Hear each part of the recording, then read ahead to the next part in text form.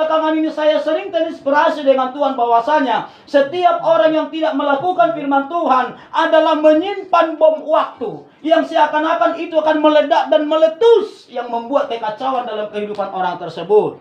Walaupun saya katakan atau tidak saya katakan kalau orang yang benar itu nggak ada masalah, nggak ada masalah. Orang yang benar punya masalah, apalagi yang tak benar. Oke, saudara, nangkap ya?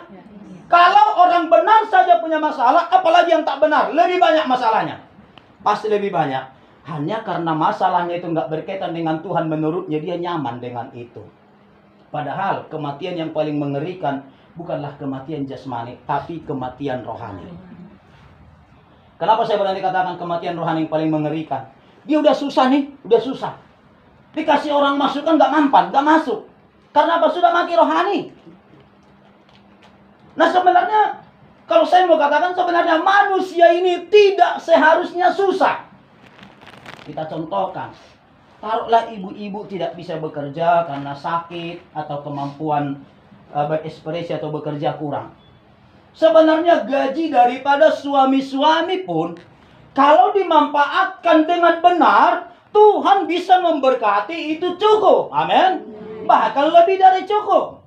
Karena Alkitab mencatat, diajarkan Yesus, asal ada makanan, pakaian, cukuplah.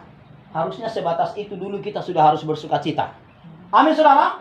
Sudah harus bersuka cita. Sering saya khotbahkan yang membuat orang susah, bermasalah dalam hidup, bukan karena tidak tercapai kebutuhan, tapi karena tidak tercapainya keinginan.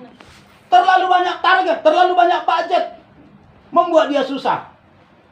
Saya mengajarkan kepada kita, saudara, pertama, asal ada makanan, pakaian, cukuplah dan bersyukurlah. Lebih daripada itu limpahan. Lebih daripada makanan, pakaian, itu sudah kelimpahan, saudara. Sebenarnya kalau Anda punya roda 2 itu sudah melimpah, apalagi punya mobil, apalagi punya tanah, itu sudah melimpah, saudara. Yang mau katakan amin? Amin. Kalau tidak merasa itu melimpah, jangan katakan amin. Karena mungkin Anda harus milikmu semua dunia ini baru Anda berani berkata melimpah. Kalau saya berkata sesuai Alkitab firman Tuhan, lebih daripada makanan pakaian sudah melimpah. Lepas dari ini kita tidak akan bisa bersuka cita. Perhatikan itu. Dicatat, semua manusia kalau tidak bisa mengucap syukur asal ada makanan pakaian cukuplah, tidak akan bersuka cita. Susah. Akan susah bersuka cita karena nilai dari kecukupan itu selalu berbeda di luar konteks firman Tuhan. Ada orang punya mobil 1 ingin 2, sudah punya 2 mobil ingin 3 dan seterusnya.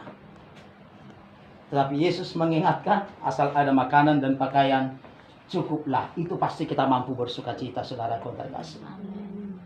Kita berdoa supaya orang-orang kaya di gereja bermurah hati. Minimal kalau ada berondolan sawitnya, kasih dong dengan orang-orang yang susah.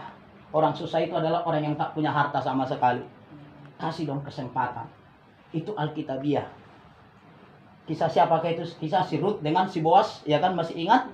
Bahwasanya diperintahkan oleh raja, bahkan oleh nabi, supaya sisa-sisa dari jerami hartanya itu jangan diambil. Dan ditugaskanlah orang-orang yang merantau, orang-orang yang tersesat. Kalau zaman sekarang seperti imigrasi dari negara lain, lari ke negara lain. Mereka itu supaya hidup, supaya terpelihara, diizinkanlah mereka mengambil sisa-sisa itu.